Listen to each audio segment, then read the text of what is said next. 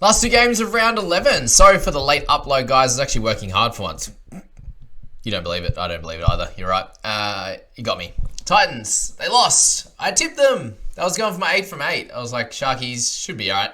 It's this Titans Knights one. And Kalyn Ponga showed up. He did his thing. Fafita got a double, and still the Knights absolutely dominated this one. So expect, I believe the Sharky boys play the Knights next week, so expect a lot of points and hopefully another big showing from Heinze like he was able to do in the one just went. So the Knights Titans one, we went back to a little bit of, let's just go to Tanner to start with, and back to a little bit of his ways in that round 2 when just before I decided to boot him, where he's kicking the ball out in the full. So he still has it in his game apparently. I just expected him to get 55 plus each and every week from here on. But I did look back and I was like, okay, it's only been like a 4-game stretch where he's absolutely dominated. So this is what it is. He got to -12 in this one.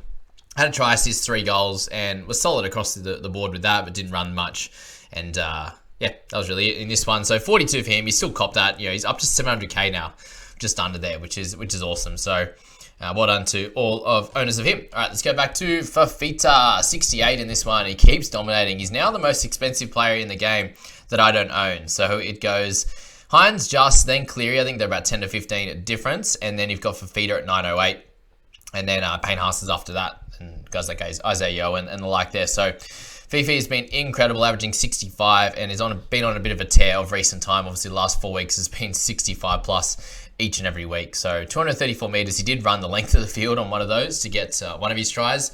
And the other one was a nice turn back on the inside of Kieran Four in there. And that matchup there has been amazing. And it shows exactly why the Manly boys need Kieran Foran in their side, because he's been missed very much on that left side for the Manly boys. Obviously, Tommy hasn't been well for one, but overall, we'll get to that game. But they're not looking great. The second half, they had every opportunity to score and just couldn't really do it. They almost got there at the end, but it took a lot of possession to even get close. Kalyn Ponga, so 56 for him. He had a cracker of a game. Picked up 56, picked up 5k in price rises. Absolutely wild that he's 407k. He was 402 before this week. So way too cheap, but just with the average, you're looking at a 27. It was a 23, 24 before this week. So that's that with him. 6 missed tackles still wasn't great, but overall a much better offensive game. And I imagine if he plays anything like this or close to it in the next game, that he'll be in Origin, and Walsh he becomes that sort of premier wing fullback in the moment, which is just wild. I can't wait to do a little snippet of a video this week looking at the wing fullback position, because it is horrendous. It's Joey Manu or bust, really, in that one there. Let's go to Hastings next. 55 for him. Good one. And he's actually scored fairly well the last 2 weeks. Very limited on the negative side in this one. Just the 1 penalty conceded. It's not really an option, though, to be honest with you. If you're looking at halves, there's so many of them. He's not one of them. Tino with 53. A couple of good games in a row for him now. Thankfully, limited on the negative side, but he's up over that 50 mark in the average. Frizzell, another good game in this one. He got 2 turnover tackles. One of them I was annoyed by. Shock. Jamie's annoyed by someone's turnover tackle or something like that. But the guy was already out, and then Frizzell came and hit him to tackle him out. But the job was already done by Hastings, Gagai, whoever it was on that side, Gagai maybe. They'd already driven him out, and then Frizzell comes in over the top and hits him further out, and he gets 4 points for it. Whatever, it happens. 2 there. He did pick up that try. That was a terrific grubber and a terrific take. It went a long way over his head, so needed all of that to get to 52. Is kind of what I'm a little bit annoyed about. Like, he could have been a high 30s, 40, and he's pretty hardly owned, so that's that. Marzu with a better game for him. We got the try, 12 tackle breaks, which is crazy. Not 1 tackle, 1 miss. Good game, Greg. Brian Kelly, he's been much better. He's up 32k now, but that's because he's had a bunch of great games in a row. Him and Jojo Fafita have been doing great in the centers, either side, left for Kelly, right for Jojo. Mefodawaka, 69 minutes, 48 points. So not exactly what you're looking for when he gets those minutes. There's not 1 tackle break, not 1 offload, and obviously 9 in negatives in this one. But did his job.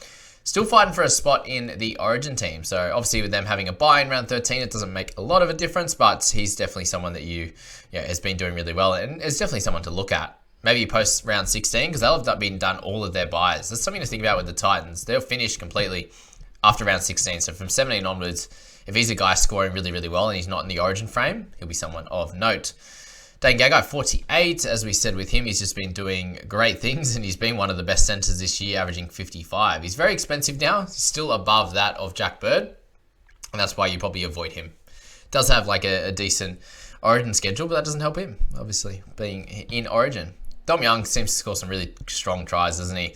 As one there. Crossland, the 43 for him. He kicked a 40-20. So the way this game started, he was running the footy and kicking out a dummy half. And I was a bit scared as being a non-owner, to be honest with you, because there's every chance that if he does that, he gets in the 50s. And what's changed, actually, is that he's getting almost at 80 minutes and he's not getting anywhere near the amount of tackles. Remember that game? He scored 50-odd. It was just all in tackles. I think 55 tackles there for 53 or 55. Thankfully, as a non-owner, he hasn't had that type of game. But still, 15K if he did hold on. You get him in as this big minute guy in round 12 and hopefully in round 13 as well. So the introduction of Elliott did not change his output in terms of the minutes, and just depend on what happens with Kurt Mann. But I think he'll be out for another couple of weeks anyway. Spoke about Tanner, Bradman Best, another decent game for him with 2 tries. Adam Elliott, the return game. So he's 570, which just puts him out of reach, I think, for anyone at the moment. Potentially if he happens to get sort of 50 minutes or so and he drops a little bit more cash and kind of stabilizes his break even, that you might look at him in round 13. But there's a lot going on. He was injured in the preseason, got injured in round 1. Obviously, you need him to get through this game before you even look at him. But 40 and 35 minutes, he was very busy. 31 tackles, 2 offloads, and a tackle break with 30 metres gained. So the crab running. The loveliness of the crab run. How good is it? Khan Pereira, 39 in this one. He had 2 lie breaks, a try assist, and a try for 39 points. So, yeah, that's what they can do. But, yeah, another 26 gain for him. So he's up to 435. He's made 200K now. So, obviously someone that, like most people, if you score a bunch of tries, you're gonna make points. And, the Titans have actually been solid. Apart from this game, ruined my bloody perfect week. I needed it. Not bitter at all. I swear. Sammy, 34 was okay as well. You had Miller with 34. He had 7 goals and got 34 points. Now, that sucks. Let's be honest. Not involved in 1 try assist or try. Come on, man. You got 46 and you're the superstar running fullback and you have 5 tackle breaks, 2 errors, 2 missed tackles, 113 metres. He hasn't been the same. He's not running the same either, so I don't know what's going on in this one with Miller. Is he carrying a bit of a niggle that, week off hasn't really helped him? Like he's not getting up to that 150 plus meters gained anymore. It's just a strange one in this one for Miller. But again, this fullback position is so hard. He's down 37K now after making so much from the start of the year. Hopefully he can have a bit of a bounce back the next couple of weeks. But I do believe they have the Sharkies next week, which will be a tough one. Jojo Fafito, we spoke about him as potentially an option with 32 with no attacking stats with the 4 tackle breaks and the offload. He had a really good run at the start. I think he got a tackle break and an offload in 1. Nothing else really happened for him. And when the ball's not in play as much, he's not going to get as many tackles as he has been. Leo Thompson, if you haven't got rid of him, please do. I keep saying that every week. Minutes aren't there anymore in the scoring output either. Jaden Campbell, if you experimented with him, it's absolutely backfired and knocked you out in this one. He was on 0 for a long time, and he picked up the 21. He did get a try in this one. He had a couple of good runs, but that was it. To only get you a 21 with 8 in negatives. Very sad, and he will be a trade out probably in round 13 now. I think you might have to hold on to him with the Joey Manu situation. We haven't heard anything further, but I'd imagine he'll be out for a week unless he's made a good recovery from that type of injury that seems like it's a little bit all over the shop. But yeah, that's it on that one. Simpson, another 11 and 54 minutes. Great work, mate. You're killing it. Let's go Manly and the Sharks. And in this one here, as I said, it was a bit of a great half from the Sharkies and then a boatload of possession for the Seagulls in that second half. Just allowed them to get back into it a little bit. And thank goodness that Nicho Hynes came out. And after 25 minutes, he'd already beaten last week's score, which is just crazy. How things can turn around. And we expected it. And we didn't expect last week, really. When his lowest score was 69 for the year, he didn't have to do a lot in this one. And he had 4 goals, he had 1 try assist. And that was it. And he just gets the rest of his points in every single other way rather than attacking stats. So to get 86 with 1 try assist is incredible. 20 tackles for no misses, which last week he missed a bunch. 4 tackle breaks and offload, a turnover tackle, 170 metres and 600 kick metres. That's 37. The score that he got last week, he got that in run metres and kick metres just this week. Another 2 off that boot gives it 39.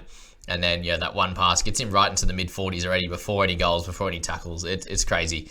A base there sitting at 57. So each and every week, Hynes can be a great captaincy choice. He did beat out Cleary this week, who did get an extra 2 in updates, which I just saw. So up to 79. Beats him by a try assist there. That lovely try assist to Royce Hunt by 7 points. So Nico Hines was great and kind of saved my week. Him and Helam Lukey. Didn't they ever? Especially when McInnes didn't go that great in here, and I think he's going to be a sell. Ugh. Anyway, Nick Goddard, 69. So this is going to happen each and every second or third week for sure with him. DCE 57 as well. If you own him, he's scoring exactly how he should be at this point. He's literally gained 1k across the season. So well done, DCE. So Sione Katoa after 56 for him in this one. He had a bunch of really good runs in that. What was it? Off the kick? Yeah, that kick. He just launched into it, jumped, caught, and went a good way. Passed it to Hines, obviously, where he got 40 meters an offload, which was nice, obviously, for our captaincy score. But yeah, someone like Ruben Garrick could be an interesting one, guys. So they're obviously not playing great, but him to get 55 in this one, that involves 150 run meters, 6 tackle breaks and offload. He has a line break. He obviously kicks goals, and he scored as well. So the only negative in there was 1 missed tackle, which is great news. And for someone at 500k, he did look a little bit better at 491, didn't he? But in that position, you only need him to score in the 40s, and you can cover him and use him over the entirety of the Origin period, playing in 13, missing 14 there, and then having a later buy as well. Something to think about for sure. If Manly can start to actually improve for once, then he'll be a guy that will be a beneficiary of that. But even in this, when they didn't play that great, he was able to get a try. It was untouched as well. So a lot of the other efforts he did, there was some crab runs, there was some sideways runs there, but it worked out. It obviously works out for fantasy.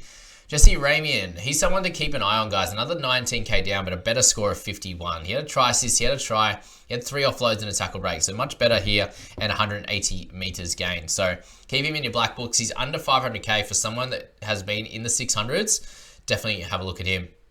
But obviously with their buy in 13, it's not really one you want to look at right this second. Lockie Croker with 50. Jack Williams, he had played 42 minutes, and for those that mentioned him a few weeks ago as an option, I just expected him to be a 35 to 40 minute guy and scored a little bit under that PPM.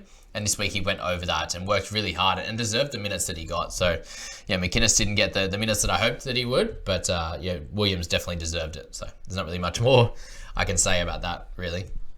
But if you did pick him up, you've gained 43k this week, which is awesome. But unexpected. They obviously lost Oregon Kafusi, so some minutes went to Williams instead, and obviously went to Finucane this week and the like. So that's that. Royce with a good try. Finucane back. Paseka didn't play that great. He had 1 good run. So all of his efforts that we're talking about in weeks prior just weren't there this week. 19 tackles is disgusting. So 51 minutes here when the Sharkies had a fair bit of ball too.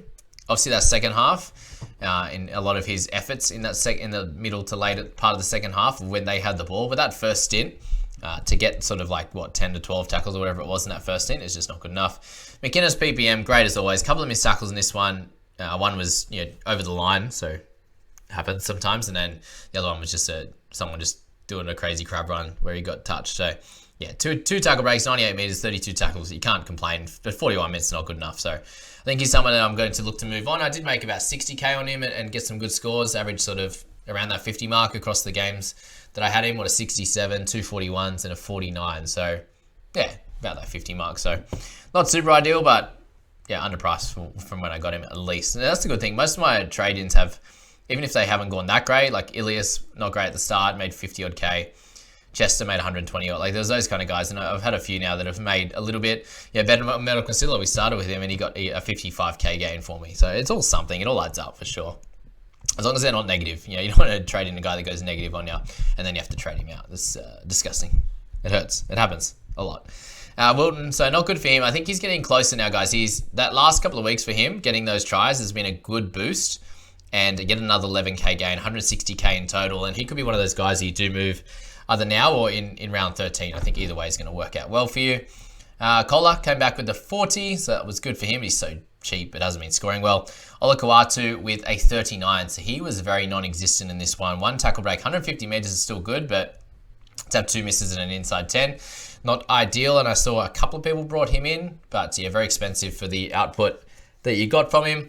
Ronaldo with 39, if you own him, that was not exactly what you wanted. You're looking for some tries in this game. It did not happen. Connor Tracy, we spoke about him in Draft Stars anyway, that as being a good pickup, and he's always just serviceable, isn't he, when he plays the centres for Talakai, who was laid out, unfortunately. Hopefully he's back next week.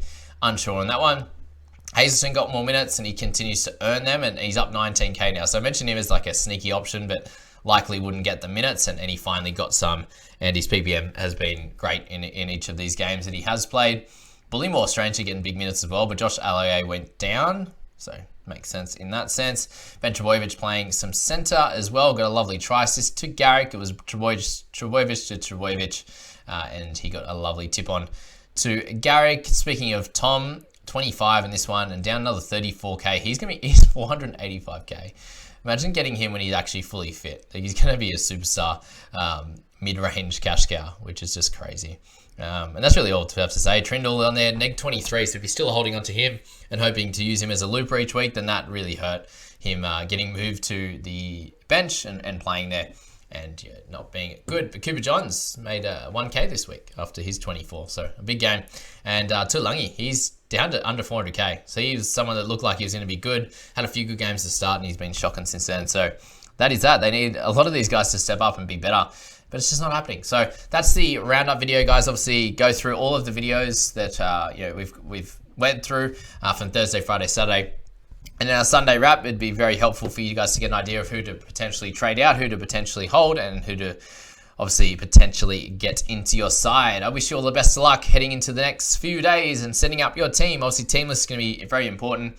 It sounds like Valence Tafade is not going to be picked with Brenko Lee returning from his hamstring issue. So this is kind of expected with Bennett, like that this is the way he'd play it. Obviously, for our fantasy teams, we want Tafade to be there, but it's not going to be happening at this stage, it sounds like. And whoever actually has brought him in early, that's definitely a kick to the gonads. So we'll leave it on that, guys. Have a good one.